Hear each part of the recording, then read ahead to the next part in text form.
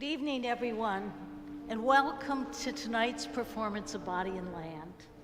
I'm Jill D'Aliota. I am chair of the Congregations Committee at Christ Church Cathedral, which, if you're familiar with Episcopal polity, is roughly the equivalent of the senior warden.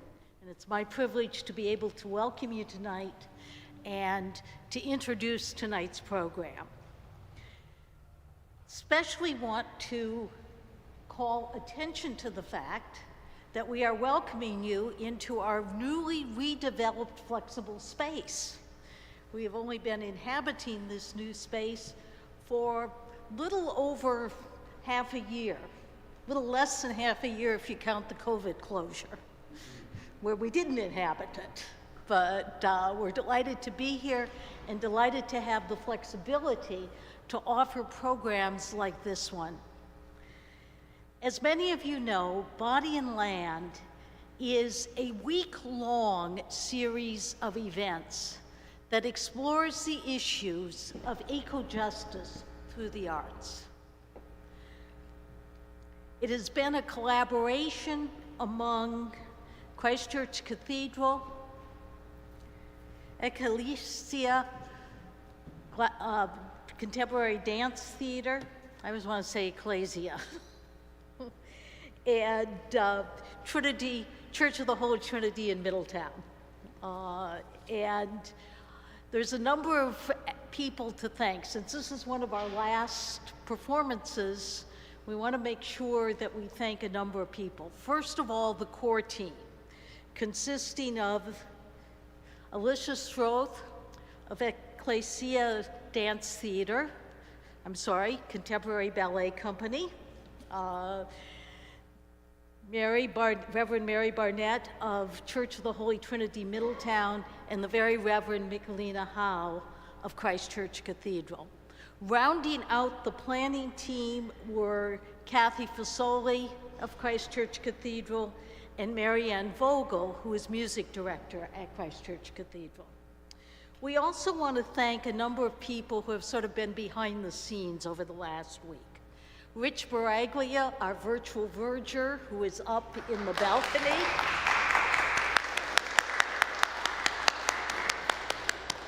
Making sure that the effects come on when they're supposed to and the right music plays at the right time and all of those things that are so essential to the performance.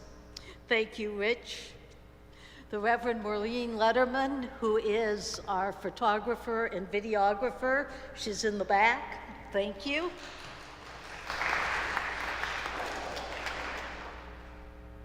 John and Jill Bean Scott, who have done incredible service. Jill Bean is in the back.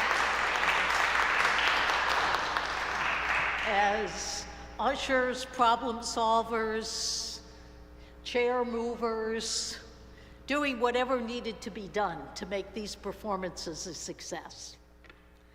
We also want to thank all the artists that have appeared in the course of the week. And unfortunately, because we want to get to the program, I don't have time to name each of them. They have all been outstanding. I want to single out particularly our dancers who have been here every night, giving of themselves and their talents, and also poet Kwamena Blankton, who has also been here every night with his wise words well said.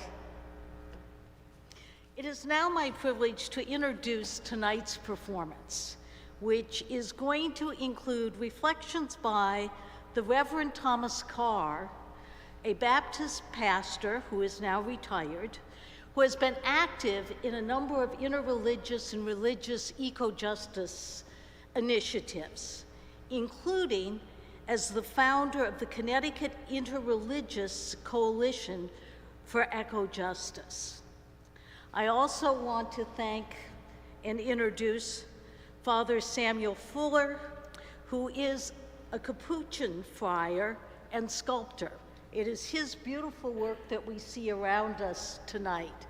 And Reverend Carr and Father Fuller will be offering reflections during tonight's performance. It is now my privilege to introduce Alyssa Schroth, who will introduce tonight's dance program.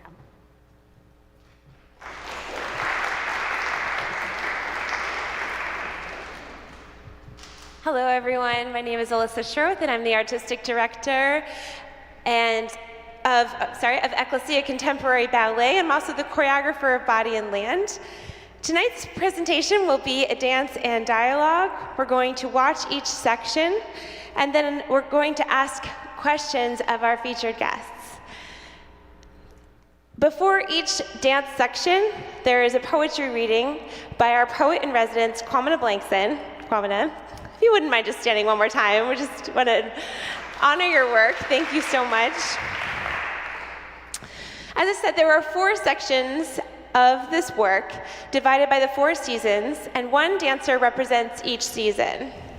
And dancers are going to come out right now. I'm going to introduce you to each of the dancers and which season they represent.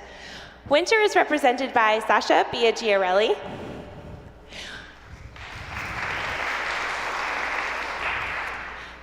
Spring is represented by Hope Blackburn.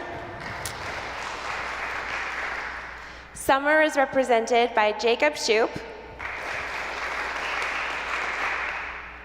And fall is represented by Rochelle Stevenson. Thank you, dancers. Just one more note about this work, Body and Land. It's meant to encourage us to feel the changes of climate on both an intellectual and visceral level. The accompanying poetry by Kwamina Blankson was written especially to voice the cries of those who are affected the most. We now present Body and Land.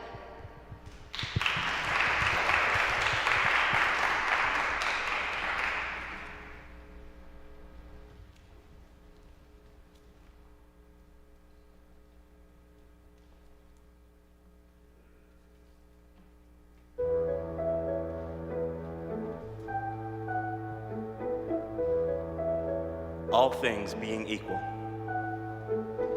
In that first season, outside of Eden, did summer breezes Adam and Eve felt turn newfound freedom frigid?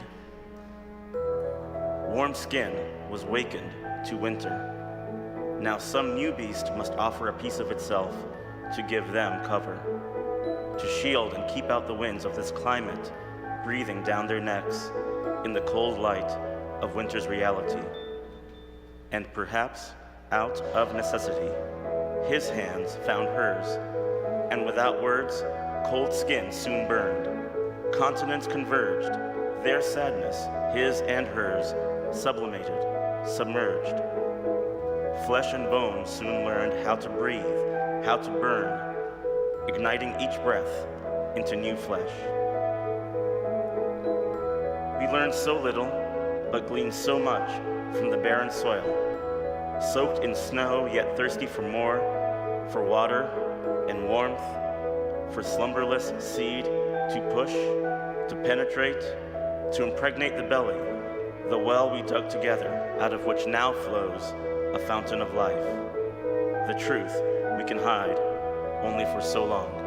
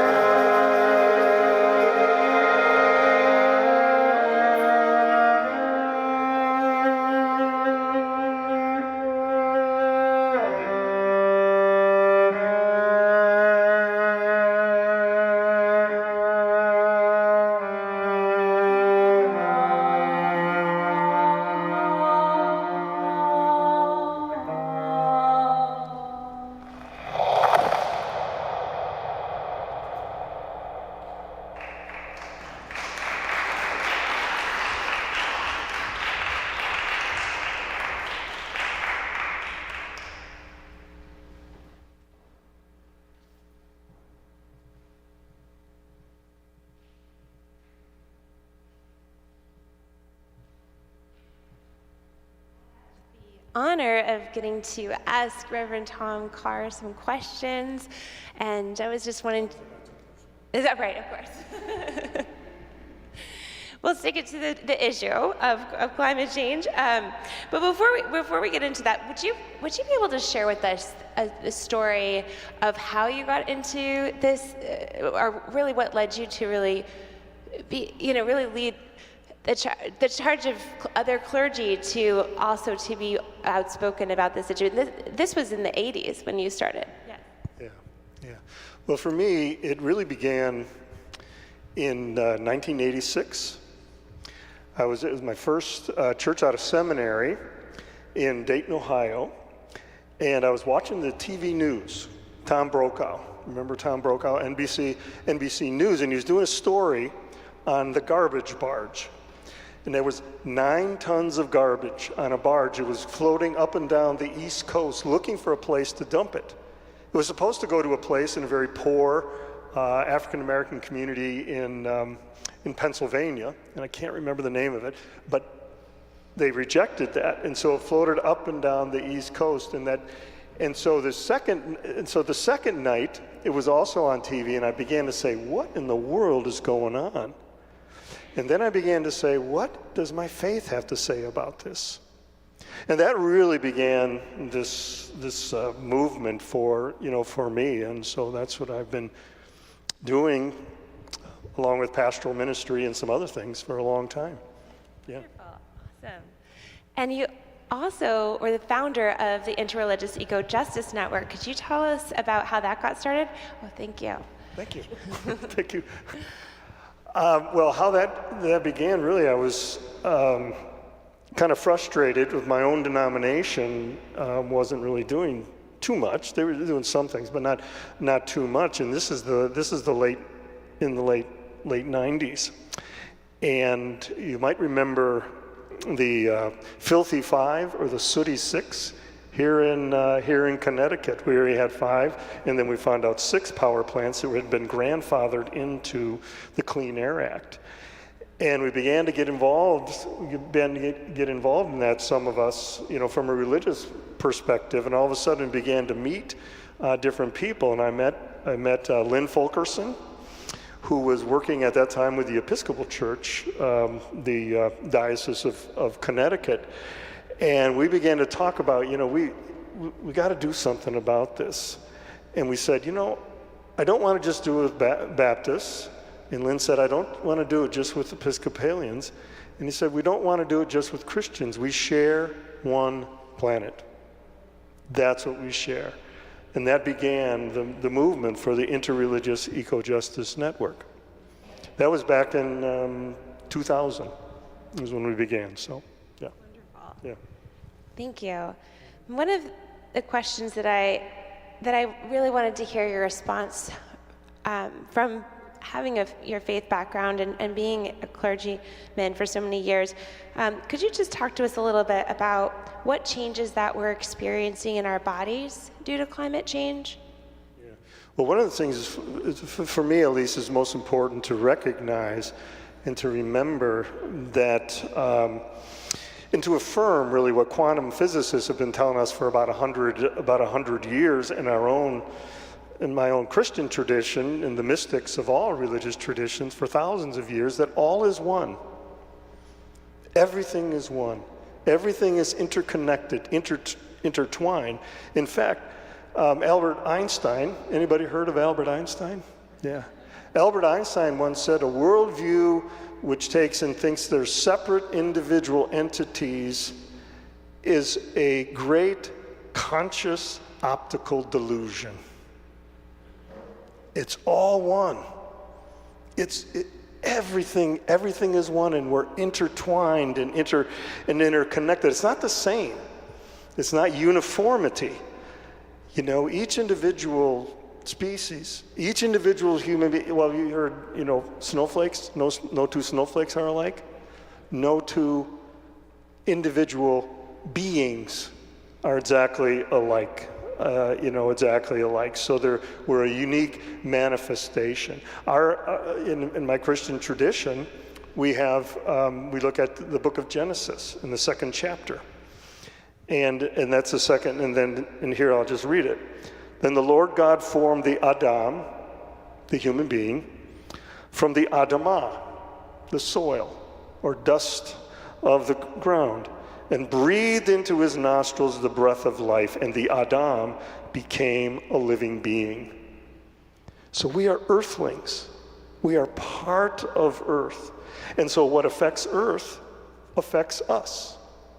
Even if we can't even understand it, even if we don't know why in the world is this, these kinds of things happening. And with climate change and species extinction and other kinds of things, it makes a real impact.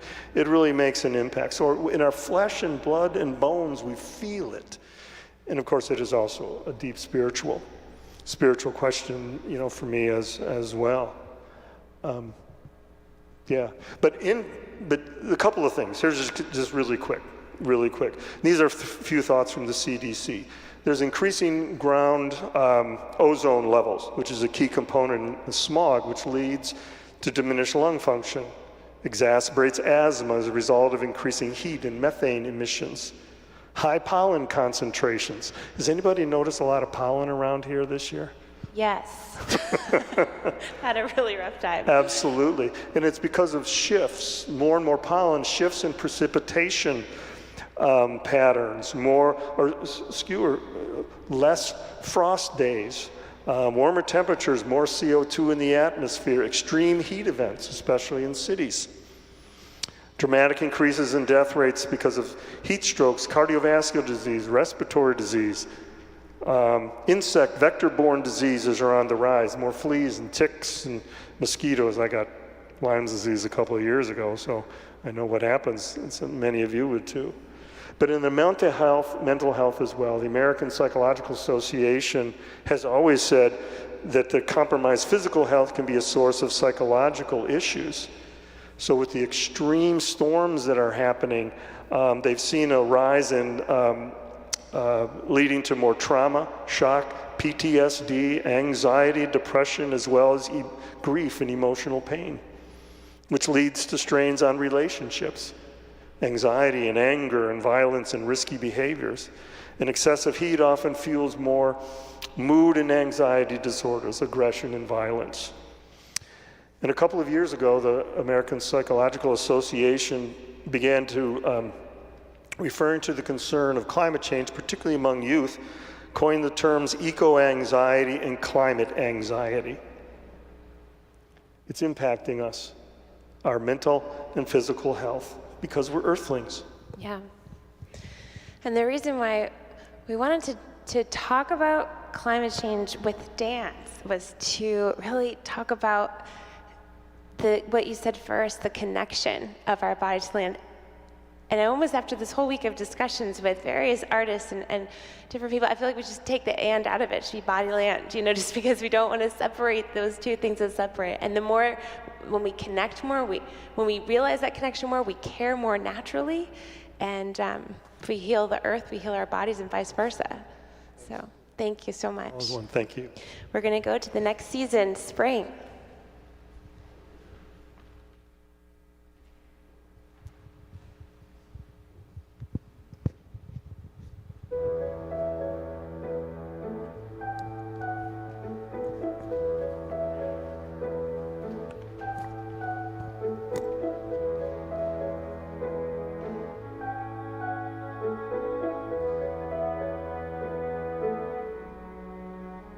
When will we learn how to give birth to better things and not to worse?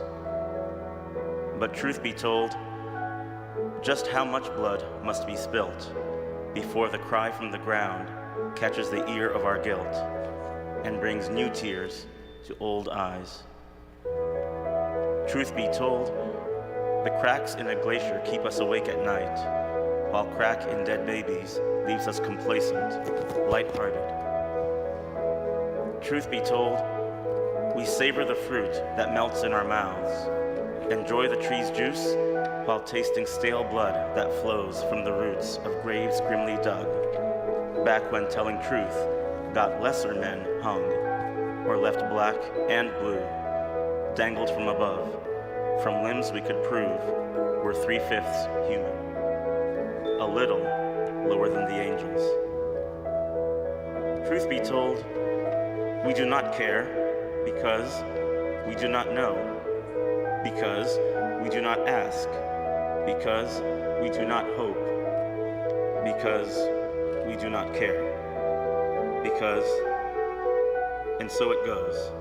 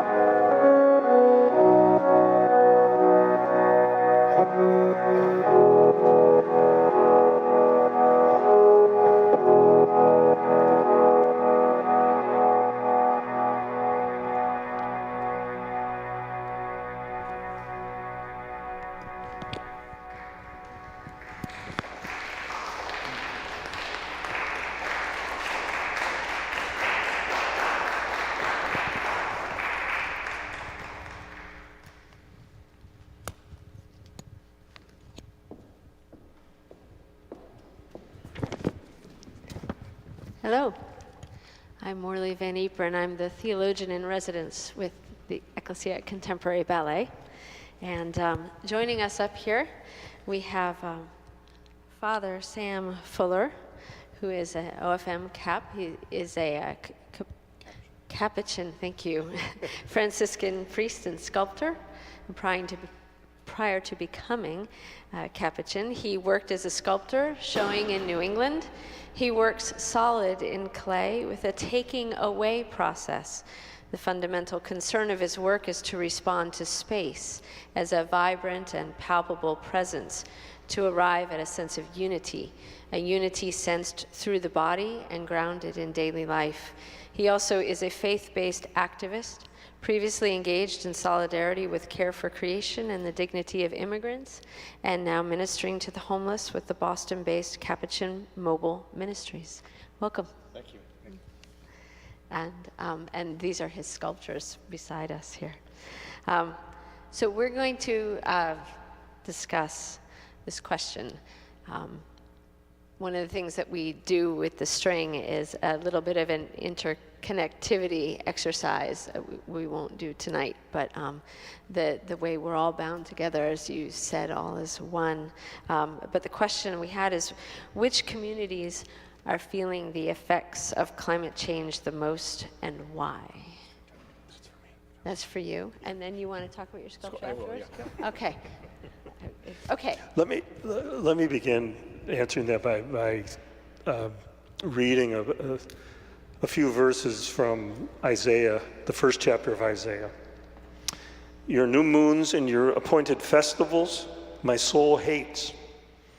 They have become a burden to me. I am weary of bearing them. When you stretch out your hands, I will hide my eyes from you. Even though you make many prayers, I will not listen. Your hands are full of blood. Wash yourselves. Make yourselves clean. Remove your evil deeds from before my eyes. Cease to do evil. Learn to do good. Seek justice. Rescue the oppressed. Defend the orphan. Plead for the widow. And what the prophet is saying is not that God doesn't want us to worship or to pray.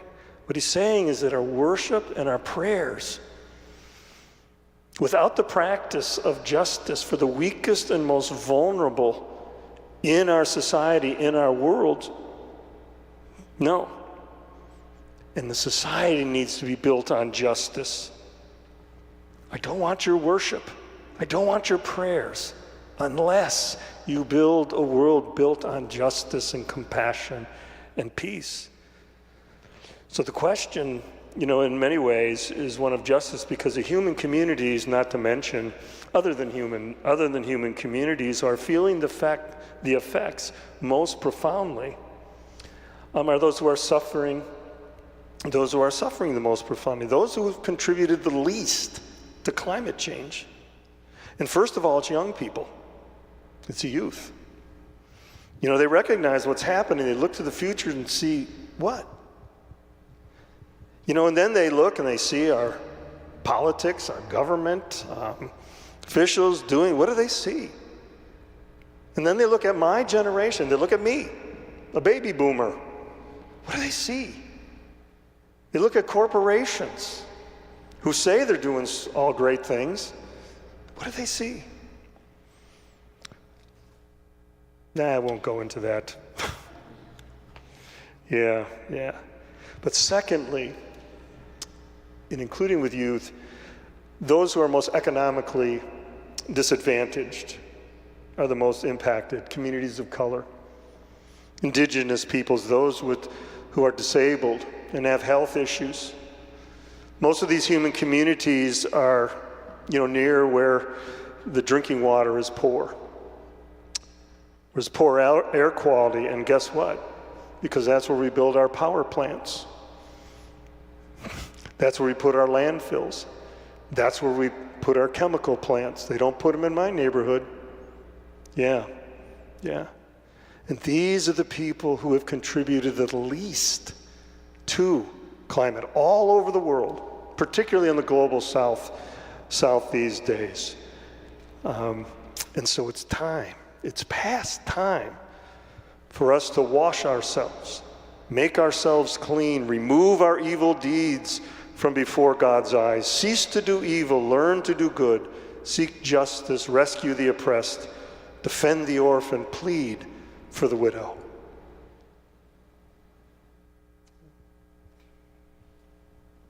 Well, that's a good question. What do they see? What do we see? I want to talk, first to begin, we're talking about the process of doing sculpture. We begin in the here and now, as we are, as we know ourselves as wounded, faced with doubts, concerns, anxieties. We certainly don't start in a perfect place, nor are we yearning to be perfect or even morally pure. But we start in the here and now because this is where the mystery is. We can either erase the mystery, we can deny it, we can distract ourselves from it, distance ourselves from it in all sorts of ways, or we can respond to it. And once we make the decision to respond, well, then begins a search. And perhaps there's a slight, something different which occurs in daily life. We notice something. And from there begins a sense of, well, of rumors, of sightings, of reports, of something wonderful, something amazing, something which is also terrifying and awe-inspiring. And we wait by the path, crouched, looking to see. And what do we see? Well, that begins a process. And it begins this process of responding to that sense of something different, of something incredible, but yet what seems to elude us. But we respond. I respond in terms of clay, of the earth, mounding, or first kneading clay, mounding it up, and then taking away process, looking for the space. And even once the spatial arrangement is determined, somewhat letting it dry to its leather hard, working it further, and ultimately letting it become bone dry. So then I'm taking a rasp to it and actually carving it. But there's a moment of a shift from what seems to be exterior of this and that, and perhaps some ideas, oh yes, I want that, or maybe that's that, I'm not quite sure, but it's responding to it from the outside. And it's referencing as if about something. And I realize something's missing. My engagement, my heartfelt commitment, my thirst, my own yearning. And there has to be a shift from the exterior to the interior. And that's where things get interesting. Because I'm responding to what's in front of me from the core. And what seems to be on the outside, I discover, is on the inside. And I know I start feeling in my own body a certain, perhaps movement in the sculpture, perhaps a line, a twist, a curve, a space. And yet, there comes a point where I was thinking of maybe I failed. And maybe I'm just wasting my time. And that's where I have to hang in. Because what is happening isn't trying to make something, isn't trying to represent something. It's honoring the integrity of the process itself. Of honoring the integrity of the process itself. I'm not trying to impress anyone, I'm not trying to make something, not necessarily trying to make a statement. I'm trying to engage myself in the process of asking, of searching, where the very asking lends itself to a response. And yet, it still doesn't make sense. And I have to embrace everything which is in front of me, including the space, which seems to be empty, which seems to be a void. Yeah, there's something there.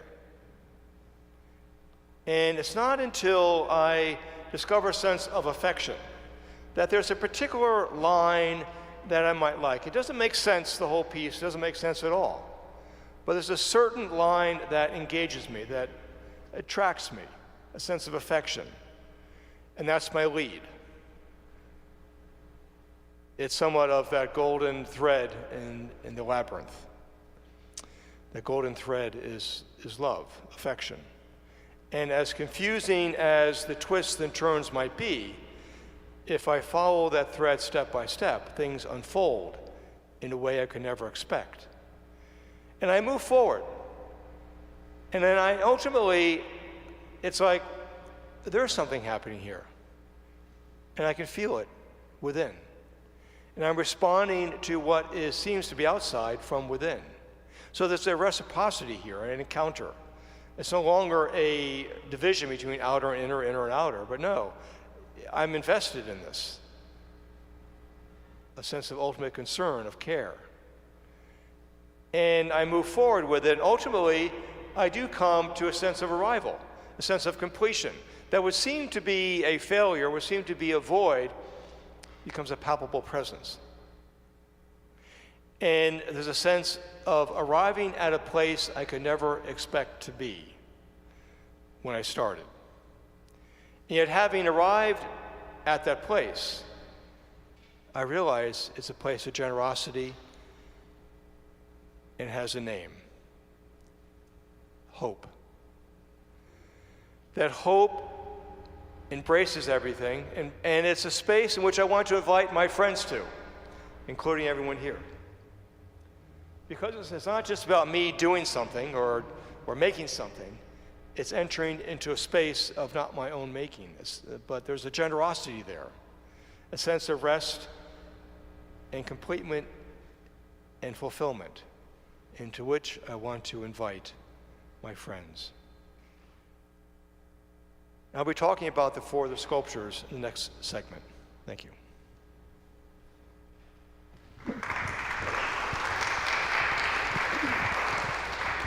Now we're going to watch Summer. Sweet thing.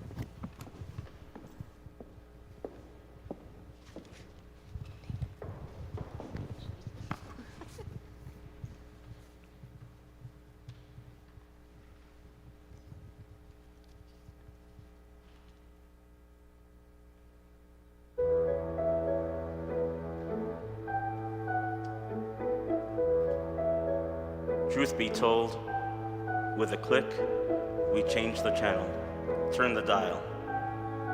In our clicks, we turn our backs on those outside. Does a cliche say enough to turn the tide? Lips unclean say next to nothing, amplified. Amplified by generation after generation of silent serenity, dressed up in duplicity, still unmoved by anything in life's long, lucidly dreamed escape from reality. Truth be told, we will not be moved by the scream we hear until we discover the scream is our own.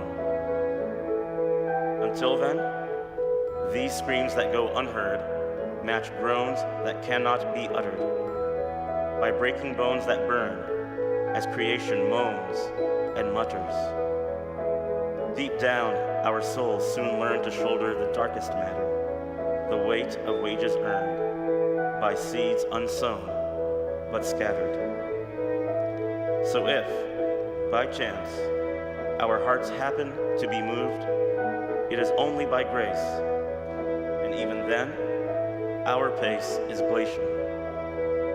Surely, but slowly, at best. Our place is saved here, lower than angels, no less. But are we safe here?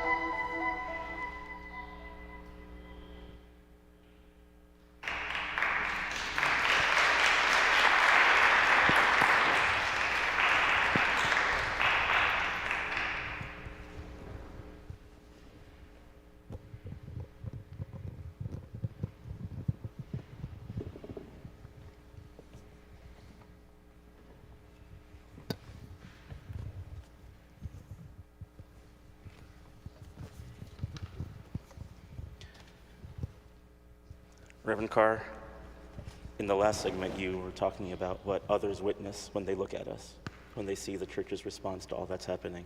And the question that we have for you after summer, what changes are we witnessing? We in the church, we in the world. What are we witnessing happening to local landscapes due to climate change? It's let me begin by again reading a passage of scripture from the book of Isaiah, chapter 24. The earth dries up and withers. The world languishes and withers. The heavens languish together with the earth. The earth lies polluted under its inhabitants, for they have transgressed laws, violated the statutes, broken the everlasting covenant. What might that everlasting covenant be? Well, you may know this. The first one in the Bible comes after the flood. You remember the flood? Yeah, Noah and the ark. And it was between God, Noah and his descendants. Anybody know who else? Yeah. All life. As Genesis 9 reads, you can look this up later, beginning with the 8th verse. But this is from the 16th verse. When the bow is in the clouds, I will see it and remember the everlasting covenant between God and every living creature of all flesh that is on the earth. You know, perhaps the changes in our local landscapes and all over the world are a result of our way of living for the last 300 years, especially in the Western world. From studies conducted just pretty recently in New England, the temperatures in New England are rising faster than anywhere else in North America. Studies that have looked in the last 120 years, from 1900 to 2020, the average annual temperature in New England are 1.8 degrees Celsius higher than 120 years ago. Temperatures are rising faster in the winter. In fact, Connecticut has the most dramatic winter warming in New England, with an average temperature rising 3.1 degrees Celsius over the last 120 years. Massachusetts, summer temperatures have risen most in Massachusetts. Snowfall has been and will decrease, but as the director of UConn's Institute for Resilience and Climate Adaptation said, on average we'll have fewer snowfalls, but when we get them, they will be bigger. And the weakening of the Gulf Stream due to climate change is really the main reason. That's what the science is telling us. It causes more warm air to flow up from the south and from the southwest, and a slowdown in the Gulf Stream is also predicted to accelerate the rising sea levels. And it's likely to increase more tropical storms moving more frequently to northern latitudes. Does anybody remember a little storm that came through here last year named Tropical Storm Henri? Yeah. So those increase in heat waves and more flooding and more, we're not going to get the droughts and the wildfires. Well, we might, but the predictions are now we're supposed to get the wildfires and the droughts from the west. But according to NOAA's National Weather Service, in the most recent decade, Connecticut had the greatest number of tidal flood days, 43, of any 10-year period in the last 120 years.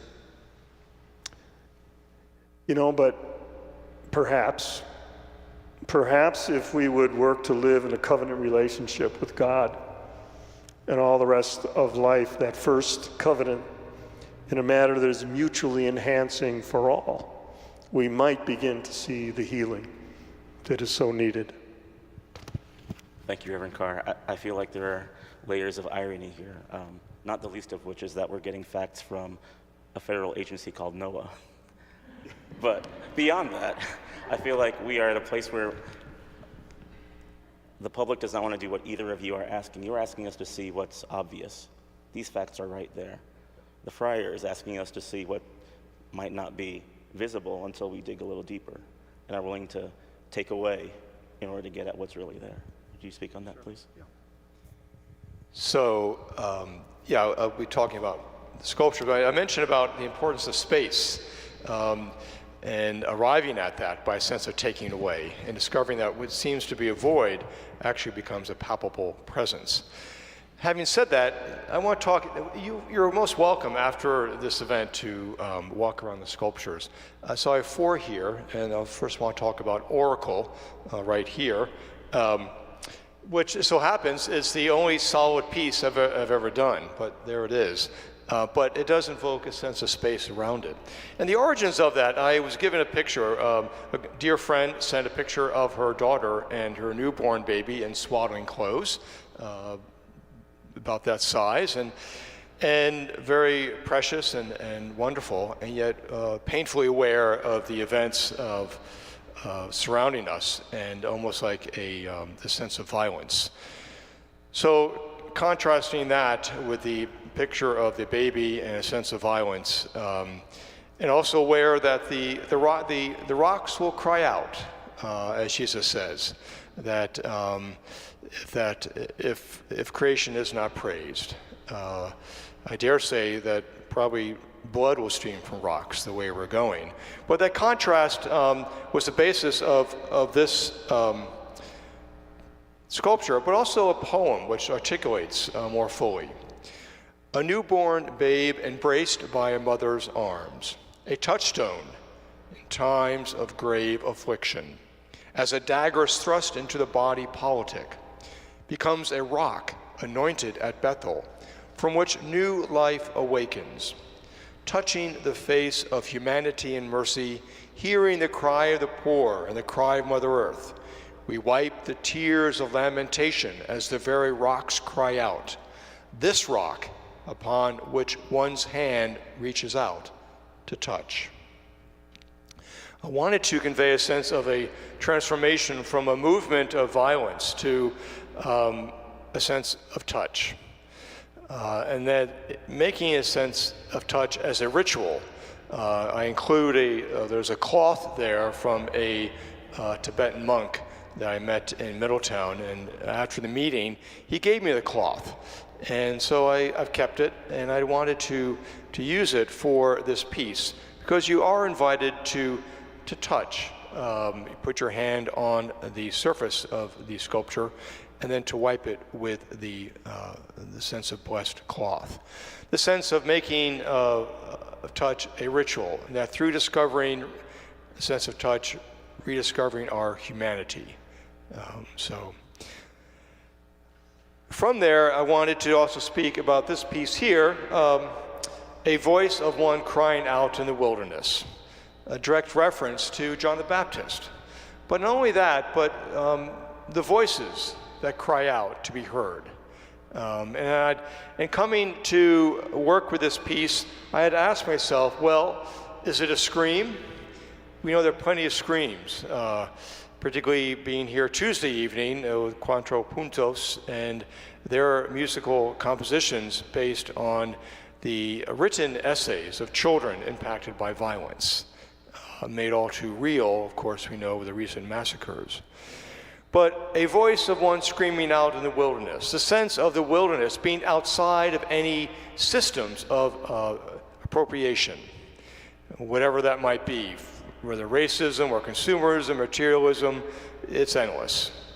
But this is the beauty of John the Baptist, that he offers a sense of full integrity because he's not wrapped up in any system, but he speaks from truth, a truth which is dynamic and effective. So I had to realize that it wasn't a scream, it wasn't a howl, because John the Baptist attracted people. People were coming to him. And I thought of Anselm in the Chronicles of Narnia. But yet, it's not simply being a spokesperson, saying a few words. It's words coming from the bowels of one's interior, speaking from mercy, that the words are really extensions of interior experience. This is what we want. We want words that speak of truth and of life, not a facade, not perfunctory, not of lies. Because it's such words from such interior are life-affirming and gather community.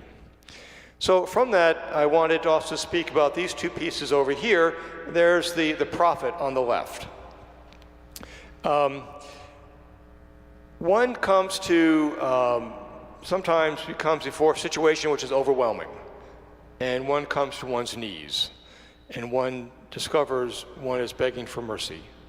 Not out of a lack of self-identity, but rather for a fuller response. And from that came this piece, being a prophet. What does it mean to be a prophet? A fortune teller? I think of embracing the situation at hand, embracing all the situation at hand, all of its ugliness, all of its pain, all of its violence. And yet by so embracing, being able to move forward, of going face to face the situation.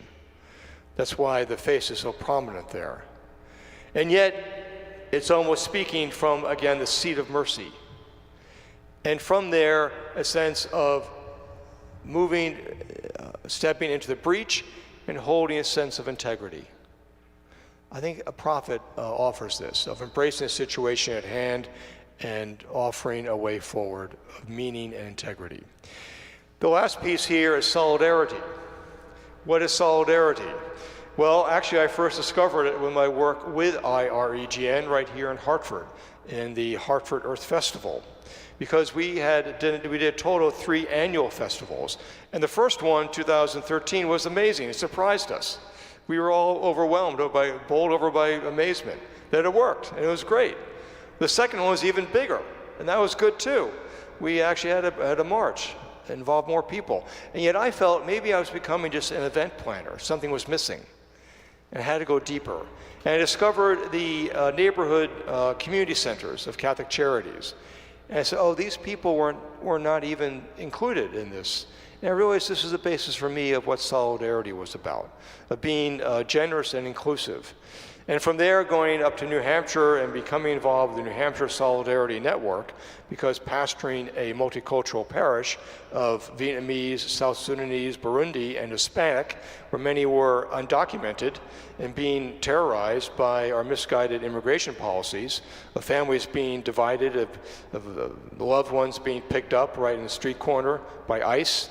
And something had to be done. And fortunately, it wasn't just me. I was involved with a group, New Hampshire Solidarity Network. And from that, from our bi-weekly prayer vigils at the ICE building, our organizational meetings every over 2 years, and finally arriving at a summer pilgrimage, it was an amazing event. And amazing to discover the beauty of solidarity. It reminded me of, it really is discovering a capacity of relationship. It's really about discovering a profound sense of mutuality, of interdependence, and of upholding and lifting up one's inherent dignity. So that's to me what that speaks. It's a lifting up, it's a raising up of the beauty and majesty of life, and knowing that we do this together. Thank you.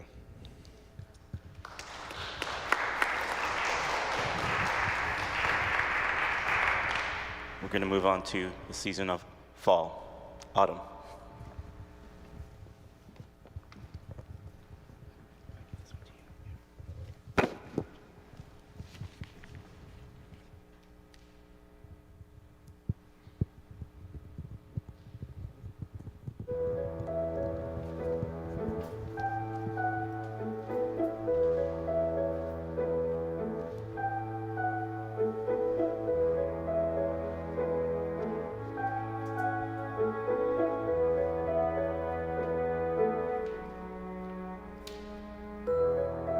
Truth be told, we are tethered to this earth, but longing for the heavens to swallow us up in the oceans above.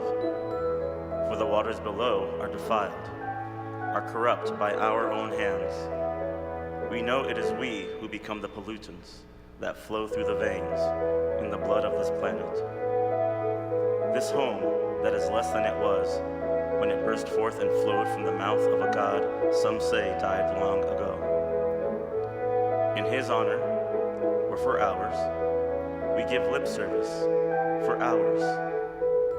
These days, we feign outrage well, casting aspersions and spells. We choke on the very same words a god once spat into our eyes. We clutch at the very same pearls that we once cast to dogs and swine. Having these treasures in earthen vessels, we drink the dregs of what our God left us. Though our mouths open wide, still our hearts close too tight for the water of life to first bubble, then rise. Truth be told, we should know we are the bottom feeders, blinded by specks and beams, some wooden, some light, but neither illuminate the evil in eyes that see only faults in the earth, not in ourselves. Snow falls out of season, just until hell freezes over us all. Heaven lies beneath us, all things being equal. But no, we are not. Truth be told, hope is fleeting. So are we, since no one sees the oceans creeping forward toward our sand-still castles, made with playthings lent from heaven. Truth be told, creation grieves, and we should. Well, all things being equal.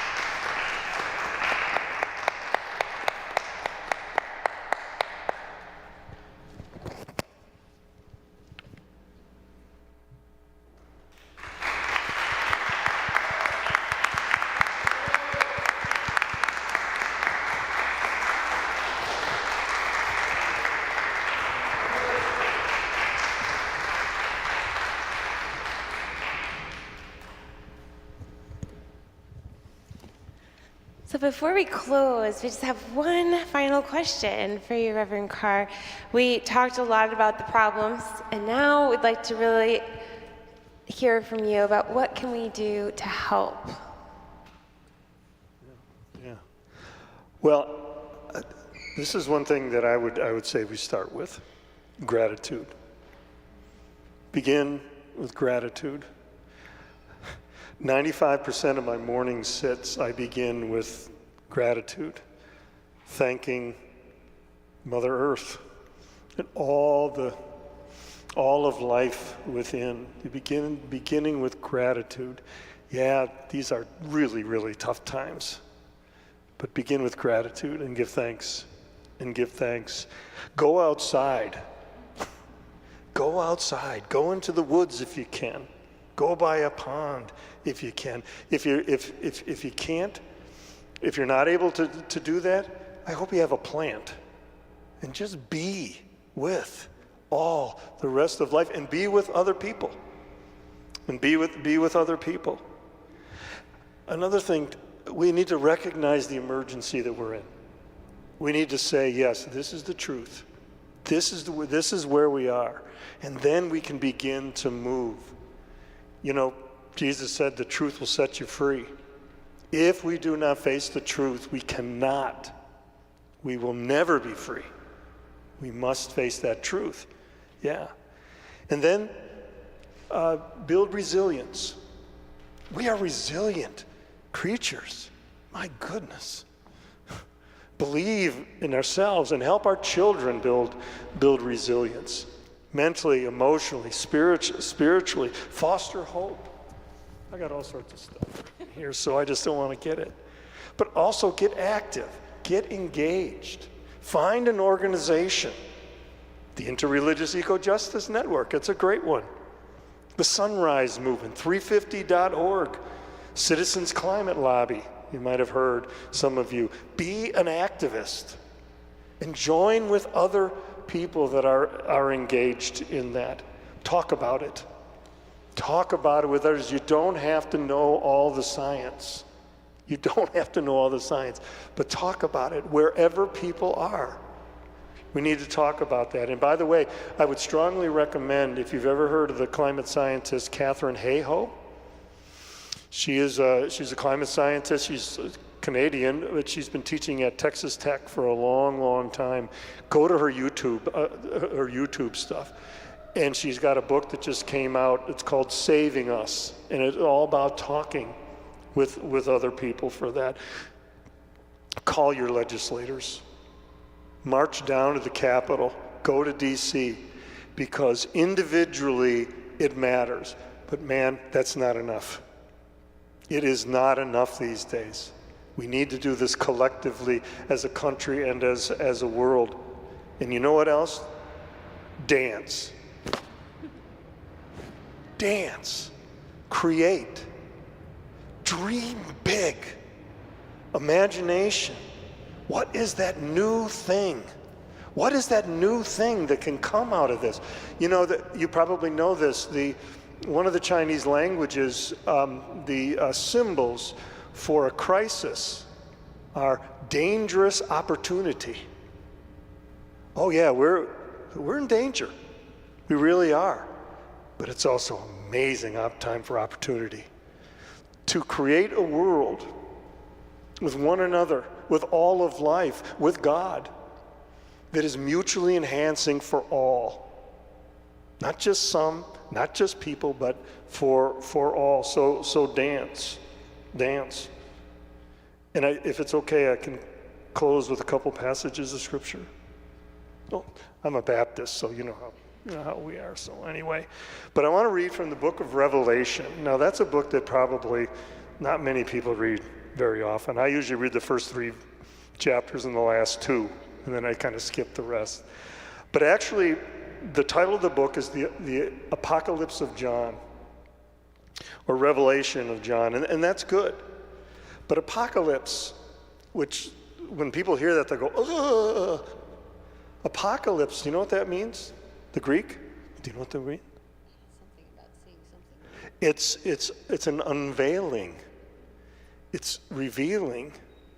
We are in apocalyptic times of revealing what's going on, what is happening, what's really real, the bad and the possibilities and the good. So I want to close by reading two passages, one from chapters 21 and one from chapter 22. Then I saw a new heaven and a new earth. For the first heaven and the first earth had passed away, and the sea was no more. And I saw the holy city, the new Jerusalem, coming down out of heaven from God, prepared as a bride adorned for her husband. And I heard a loud voice from the throne saying, "See, the home of God is among mortals. God will dwell with them, and they will be his peoples. And God himself will be with them and be their God. God will wipe away every tear from their eyes. Death shall be no more. Mourning and crying and pain no more, for the former things have passed away." And the one who was seated on the throne said, "See, I am making all things new." And then from the 22nd chapter. And then the angel showed me the river of the water of life, bright as crystal, flowing from the throne of God and the Lamb of God, through the middle of the street of the city. On either side of the river is the tree of life, with its 12 kinds of fruit, producing its fruit each month. And the leaves of the tree are for the healing of the nations. Thank you. And now Morley is going to lead us in a closing breath. Yep. I want to thank you for everything that you said, for reminding us. You brought us back to where we started on Saturday with theologian Ellen Davis, who talked about the three-way covenant of God, and you just brought it all around. But I also want to thank you, Friar Sam, for talking to us about space and about, I heard a lot about waiting and the process of waiting, because that's a process, and noticing.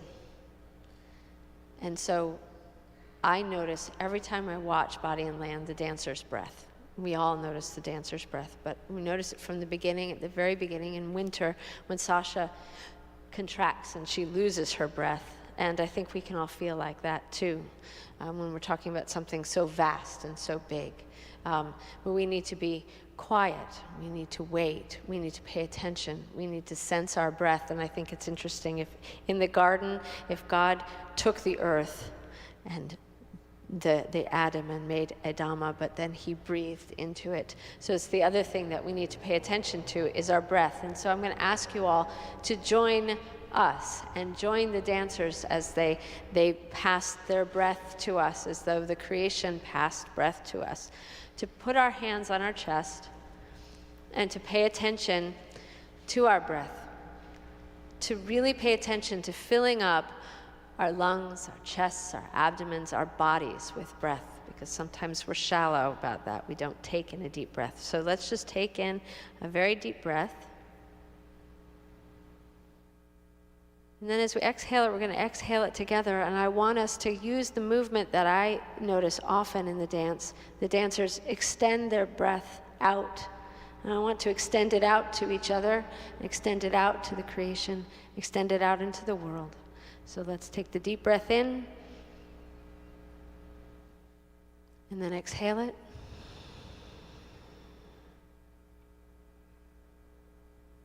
Thank you for being with us.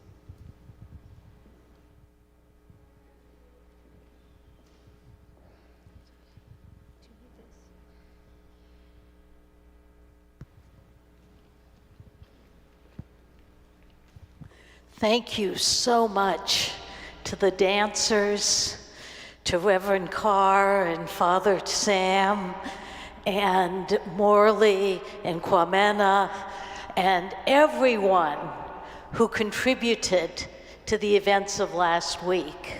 As I was sitting here, engrossed in the conversation, I was thinking of what words would come to mind to try to encapsulate the last week. And you may come up with different ones than I did, but I came up with challenge, despair, hope, interconnectedness, and inspiration.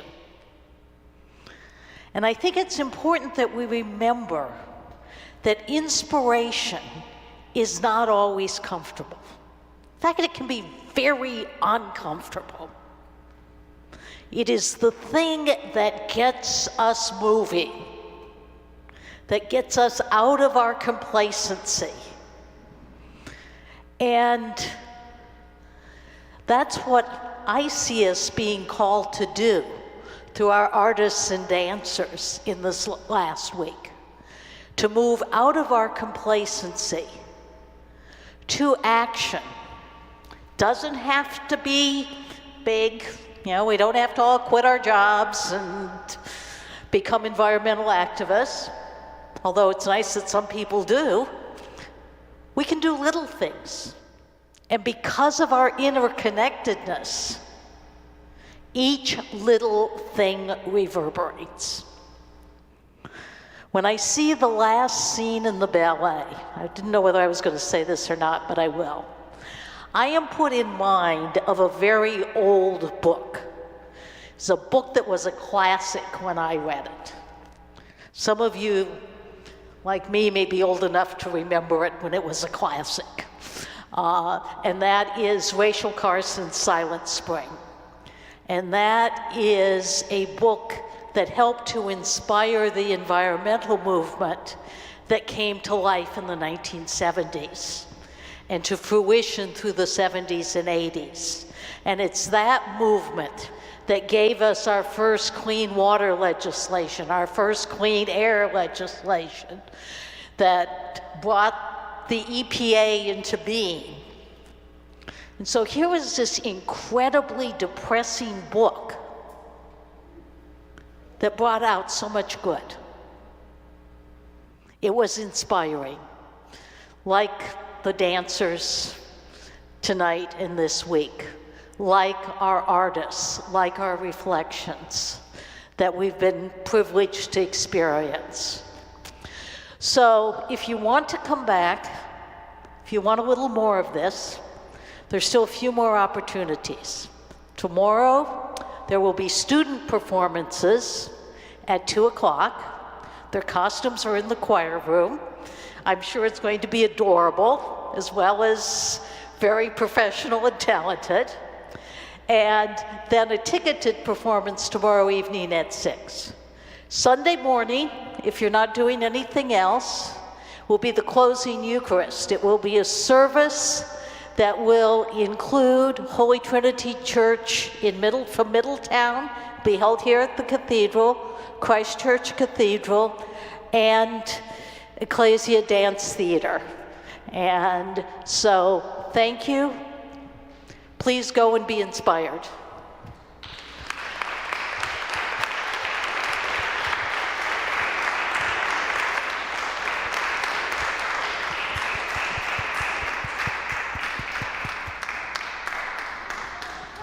Was that good? Yeah. You like that? Yeah.